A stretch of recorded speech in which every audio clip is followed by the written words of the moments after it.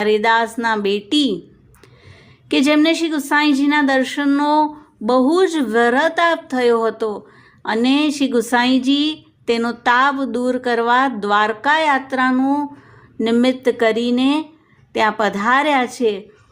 અને હરિદાસના બેટી અત્યંત વ્યાકુળ દશામાં પવન વેગે આવતા જોયા. શ્રી ગુસાઈજી તે સમયે સ્નાન કરી રહ્યા હતા, પણ તેની આવી અવસ્થા જોઈ કાગળનું પૂતળું જેમ પવનને વશ થઈ ઉડે તેમ તેનો દેહ આવી રહ્યો હતો. અને શ્રી ગુસાઈજીએ સ્નાન અધૂરું મૂકી ચાકડી પહેરી તેની સામે પહોંચ્યા અને કહે છે કે અમુકી તું કેમ ખેદ કરે છે? હું તારા માટે જ અહીં આવ્યો છું. મને તો તારી ઘણી ચિંતા હતી અને એટલે જ હું દ્વારકા જવા આવ્યો છું. તો શ્રી ગુસાઈજી આ રીતે ભક્તોના શોકનું નિવારણ કરે.